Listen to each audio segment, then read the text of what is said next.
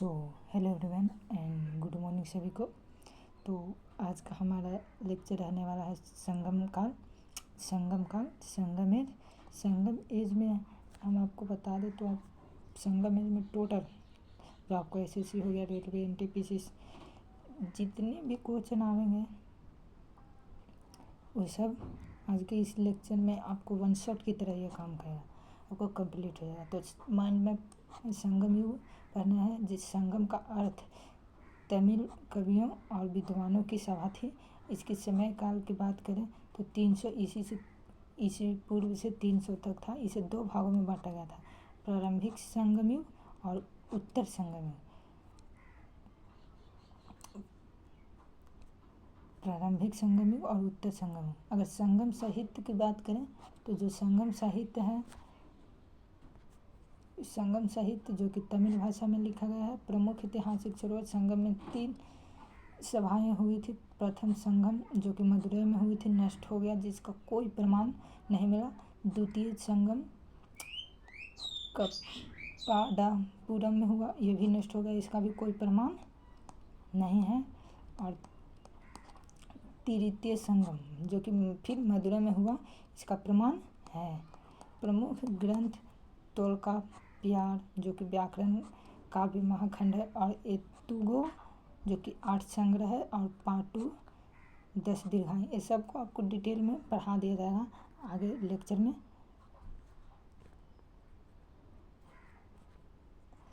इसकी अर्थव्यवस्था, आप अर्थव्यवस्था देखेगा इकोनॉमिक्स, तो इस मुख्य रूप से कृषि, धान, गन्ना पर आधारित था। इसका व्यापार स्थल व समुद्री मार्ग दोनों से होता था। इसके प्रमुख बंदरगाह आप देखें, पुहार था, मुझिरिस था, कोरकोई था। कोरकोई ये तो था वो मुख्य फेमस समझिए तो बंदरगाह था। रोमन साम्राज्य के व्यापार में रोमन सिक्के पर आधारित है। आप संगम एज में आप ऐसे दो पत्थर वाला आप शिला देखेंगे। इसे जो पत्थर वाला, इसे जो पत्थर देख रहे हैं, इसे डोमेन कहा गया है।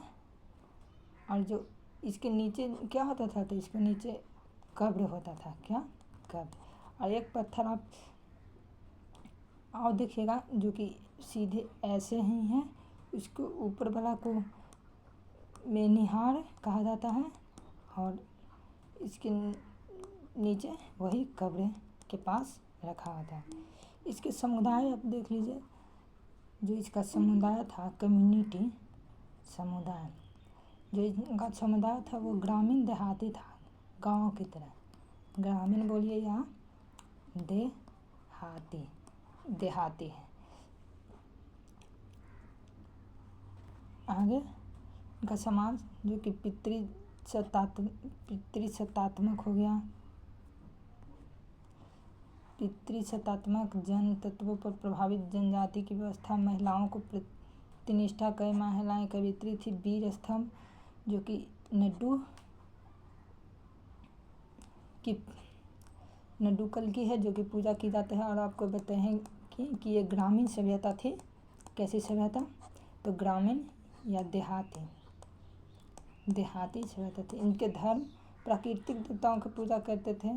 मुगलन को नबई की पूजा और प्रारंभिक शैव वैष्णव परंपराएं भी थी, और जैन बौद्ध धर्म का भी इन पर प्रभाव था। जो कुनबई हैं वो एक माता हैं, जो कि वो युद्ध के माता हैं, युद्ध के। आगे चलते हैं लेक्चर में। जो इतना हम पढ़ा रहे हैं वो आपके लिए इनफ है आने वाले एग्जाम का।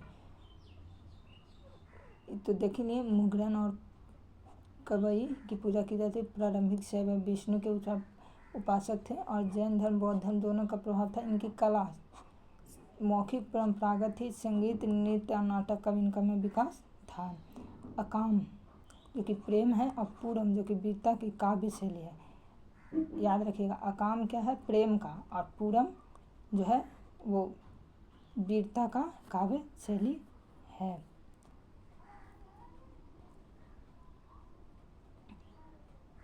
अब यहाँ से आप वंश का इतिहास थोड़ा पढ़ लीजिए, जो आपको आने वाले एग्जाम में बहुत काम देंगे। चेर वंश का आप इतिहास पढ़िए, तो चेर वंश अगर दक्षिण भारत में आप देखिएगा तो दक्षिण भारत में 3 ही वंश राज किए हैं। चोल हो गया, चेर हो गया और पांड्य हो गया।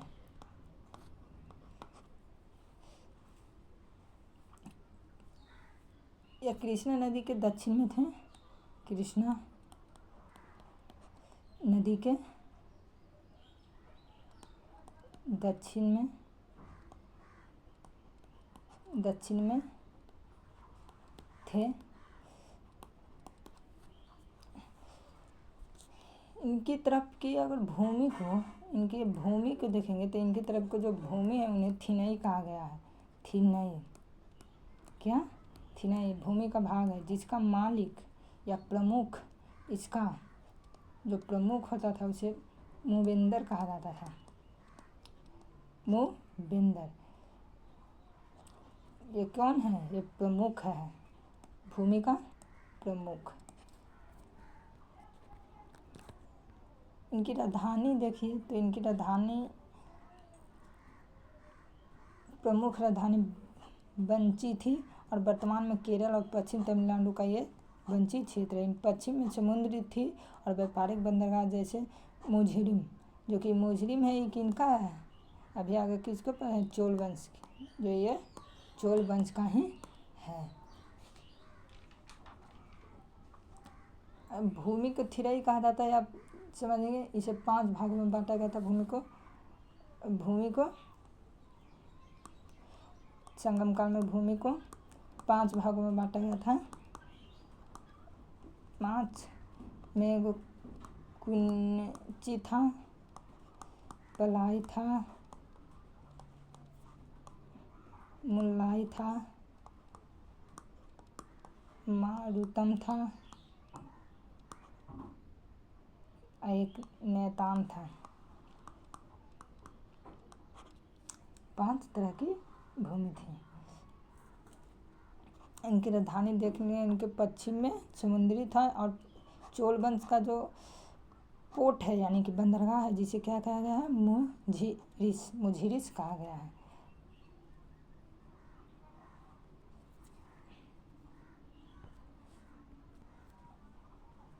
इनके प्रमुख राजा को या रूलर को देखिए, रूलर तो उदयन चेराथम चेर वंश के पहले प्रसिद्ध राजा थे। संगम ग्रंथों में इनका उल्लेख है। कहा जाता है कि इनका संबंध कुरुक्षेत्र युद्ध से जोड़ा गया है। पौराणिक कथाओं के अनुसार जो उदयन चेरलाथन थे वो महाभारत काल में, मतलब इनका वर्णन और चेर वंश के प्रसिद्ध और इनको संगम ग्रंथों में भी इनका उल्लेख मिलता है। इनके बाद आते हैं इमायवरम नेडुचेरालाथन। यह हिमालय तथा उत्तर भारत पर विजय का अभियान का दावा करते हैं और इनके कई संगम कविताओं में इनका वर्णन है। हिमालय के उत्तर भारत में विजय अभियान का भी ये दावा करते हैं और कई संगम काल के कविताओं में भी इनका वर्णन है। अगले राजा हैं सेनगुट्टवन। ये चेर वंश का सबसे प्रसिद्ध राजा हुए हैं। पातु पालुटम ग्रंथों में इनका वर्णन है। जो हम सबसे पहले लेक्चर स्टार्ट किए थे तो उसमें पाटु वर्णन का बीच में वर्णन है। असिली पादिकरम महाकाव्य में मुख्य पात्र में भाई का इनका मुख्य पात्र में यह भाई के उसमें मतलब कि रोल में इनको दिखाया। इन्होंने कन्याकुमारी में पाटन देवी पवित्रता की देवी का मंदिर बनवाया है। कन्याकुमारी में पाटन देवी मंदिर और पवित्रता का मंदिर बनाया है और समुद्र व्यापार और कला के संरक्षण में उत्कृष्ट थे। कौन? सेनगुट्टवन जो कि चेर वंश का सबसे प्रसिद्ध राजा है। चेर वंश के अगर चिन्ह की बात करें तो इनका चिन्ह धनुष था। धनुष एंड तीर था। और एक अभिलेख है जिसका नाम है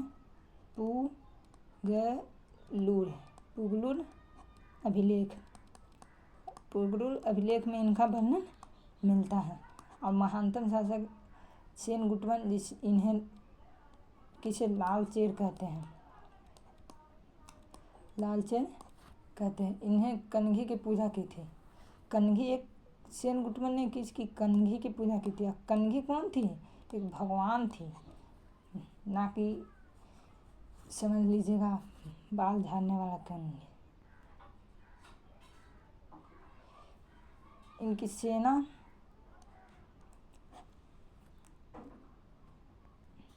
इनकी सेना और प्रशासन की बात करें तो राजाओं को बाणवर कहा जाता था, धनवार कहा जाता है, अच्छे योद्धा और रथ सेनानी थे। इसके समुद्री शक्ति का भी विकास इन्होंने किया था। व्यापार, जो आगे लेक्चर में मुझिरिम बंदरगाह है जो रोमन साम्राज्य के साथ व्यापार करने में उत्कृष्ट था। मसाले का व्यापार करते थे, हाथी मोती दांत का आयात करते थे। रोमन सिक्के में केरला में पाया गया है। जो रोमन के सिक्के हैं वो केरल में पाया गया, जिससे हमें यह प्रूफ मिलता है कि जो रोमन से इनका व्यापार था। और इनके समय में सबसे प्रसिद्ध बंदरगाह आप याद रखेगा यही है, मुझिरिस बंदरगाह।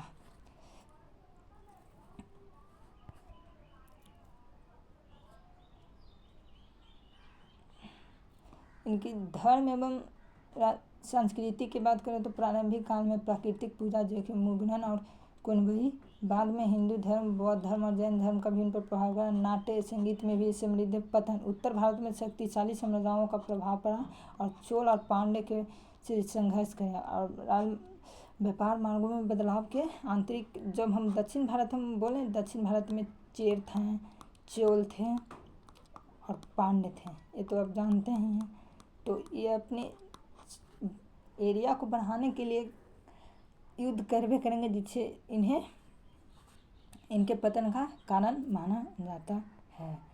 आगे चलते हैं। इनके प्रमुख अब कुछ विशेषताएं देख लीजिए, क्विक फैक्ट देख लीजिए। राजधानी जो कि बंदी थी, इनके प्रमुख बंदरगाह जो कि मुझिरिस थी। प्रसिद्ध राजा सेनगुट्टवन थे जिसे लालचेर कहते हैं, लालचेर। और साहित्य स्रोत में संगम साहित्य शिल्पादिकम में इनका है। और प्रमुख इनकी देवता तो मुरुगन और कोनबई माता, जो कि अब पहले ही देखे थे। और व्यापार में अब बात तो रोमन से मसाले का व्यापार, हाथी का व्यापार, हाथी के दांत का व्यापार करते थे। आगे चोल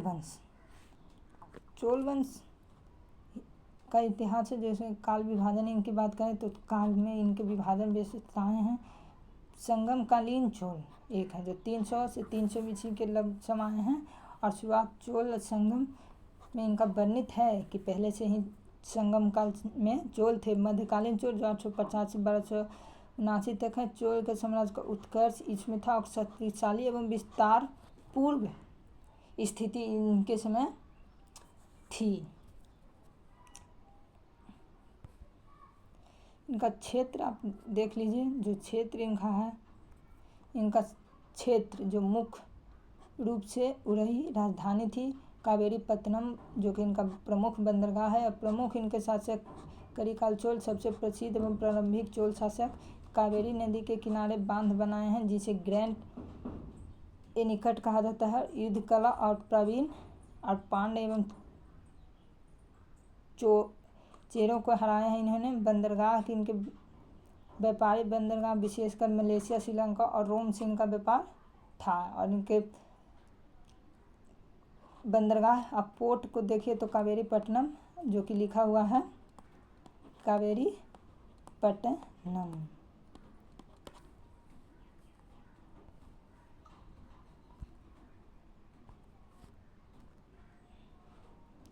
इनके स्रोत जो संगम साहित्य से भी मिलता है, पतु पाटकम में से भी और एतु गैगी में से भी। प्रत्यक्ष प्रमाण रोमन के सिक्के पर बांध के अवशेष पर मध्यकालीन चोल जो कि 850 से लेकर 79 तक थे। इनके संस्थापक विजयमाल चोल जो कि 850 में शासन में थे।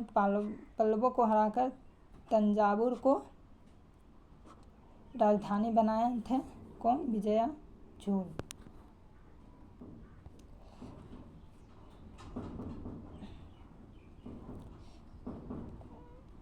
इनके और राजा राज चोल प्रथम जो 1985 से 1014 तक इनका सम्राट था। सम्राट विस्तार की बात करें तो दक्षिण भारत, श्रीलंका और मालदीव तक इनका था। इन्होंने विदेश्वर मंदिर बनाया है तंजावुर का, जिसे यूनेस्को में विश्व धरोहर के रूप में शामिल किया। इनकी नौसेना का विकास हुआ था। और एक राजा है राजेंद्र चोल जो 1014 से 1044 तक हैं। इनके साम्राज्य को फैलाया गंगा के मैदान तक और चोलों को उत्तर भारत में इन्होंने ले जाने का प्रयास किया जो कि गंगा तक इनका विजय था। और श्री विजय साम्राज्य सुमात्रा जावा पर समुद्री विजय प्राप्त की। इनकी राजधानी बनाई थी गंगईचोलपुरम। कुलोत्तुंग चोल जो कि प्रशासनिक सुधार के लिए विशेषकर जाने जाते हैं।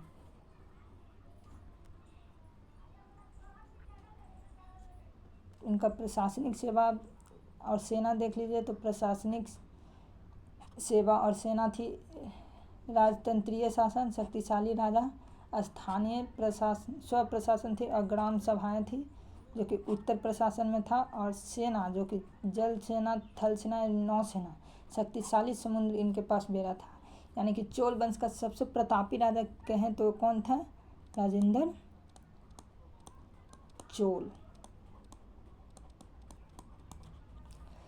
अर्थव्यवस्था कृषि पर आधारित है। कावेरी के डेल्टा के क्षेत्र सबसे उपजाऊ था जिन पर इन्होंने अधिकार कर लिया था और सिंचाई व्यवस्था उत्तीर्ण थी। व्यापार अरब, चीन, दक्षिण पूर्व और बंदरगाह पुहार, नागपट्टिनम भी इनका बंदरगाह था। इनके कला की बात करें तो द्रविड़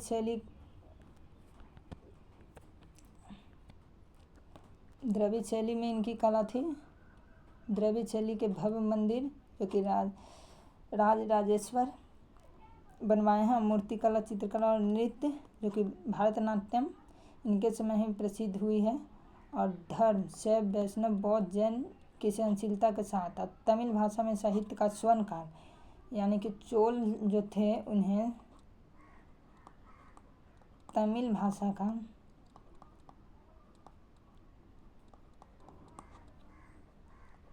स्वर्णकाल कहा गया है।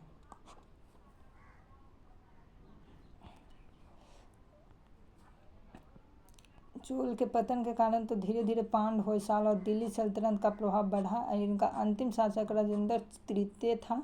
राजेंद्र चोल तृतीय जिसे 1279 ईस्वी में तक था। और चोल प्रशासन का विलय पांड्य राज्यों में हो गया और यहाँ से चोल का पतन हो गया। और आगे जो रूलर हैं उनका नाम, इनका समरी देख लीजिए।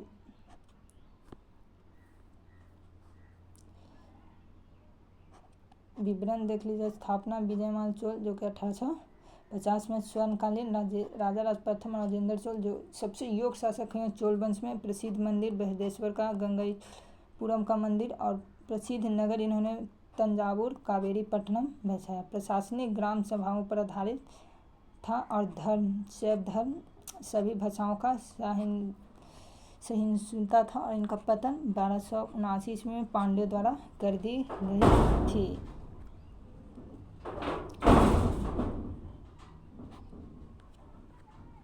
पांड्य राजाओं के बारे में पढ़ेंगे तो पांड्य राजा जो कि संगमकालीन पांड्य थे जो लगभग 300 से इतना के बीच। प्रारंभिक शासक साहित्य में भी इनका वर्णन मिलता है। और मध्यकालीन जो कि 600 से 1300 के बीच थे। और शक्तिशाली पुनः स्थानांतरण चोलों का एवं पराजित उत्तरकालीन पांड्य थे। 14वीं शताब्दी में दिल्ली सल्तनत का आक्रमण के कारण इनकी पतन हो गई।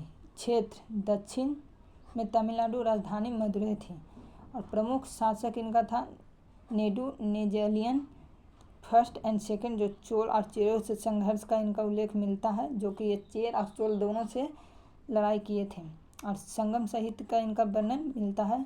और महाबर्मन उपाधि ग्रहण करने वाला राजा थे। महाबर्मन की उपाधि इन्होंने धारण की थी। कौन? नेडू नेजिलन। प्रमुख क्षेत्र अब दक्षिण तमिलनाडु और राजधानी मदुरई थी। प्रमुख शासक जो कि चेर और चोल के संघर्ष। और साहित्य में, जो कि अगला स्लाइड में हम आपको पढ़ा ही चुके हैं। और साहित्य में एतुतोग और पातु में इनका वर्णन है। और तोल्कापियम, जो कि तोल्कापियर द्वारा लिखा गया है, ये तोल्कापियर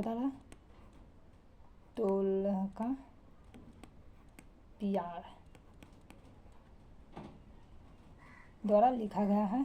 इनमें इनका वर्णन मिलता है।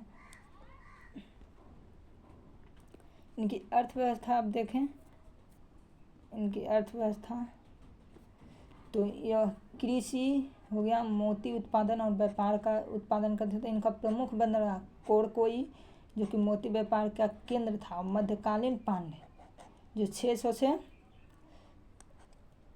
1300 ईस्वी तक थे। पुनः स्थापना चोलों के की, जो कि 6ठी शताब्दी में पांड्यों का पुनः स्थापना था। चोल वंश के पतन में अत्यधिक शक्ति प्राप्त की थी। चोल वंश के पतन के कारण इन्होंने अधिक शक्ति हो गई थी, अर्जित कर ली थी। इनका प्रमुख शासन, जो कि मध्य में कंदुंगो, जो कि पल्लव को पराजित किया और पुनः पांड्य सत्ता का स्थापित किया था।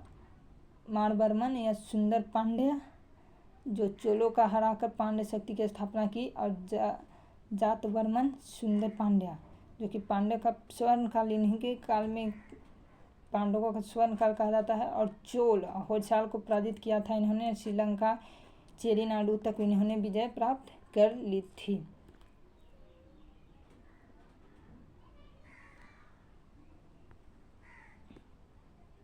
तो आज के लेक्चर में हम लोग इतने रहने देते हैं। कृपया चैनल को सब्सक्राइब जरूर कर लें तथा नोटिफिकेशन को ऑन कर लें, क्योंकि यह लेक्चर आपको कंटिन्यू इस प्रकार के लेक्चर मिलती रहेगी, जो आपको एक क्विक रिवीजन, चाहे वो एसएससी हो, रेलवे हो, एनटीपीसी, दिल्ली पुलिस, सब के लिए आपको इनफ है। और एक बार आप विश्वास करके तो देखिए इस कंटेंट के साथ, और जाके आप प्रीवियस ईयर का क्वेश्चन आप लगाइए, फिर देखिए आप उसे बनता है कि नहीं, फिर आकर आप हमें कहिएगा। और एक भुला गए हैं थोड़ा, पांड्य, जो कि पांड्य का प्रतीक याद रखिएगा। सॉरी, बताने का याद नहीं रहा था, वो मछली था।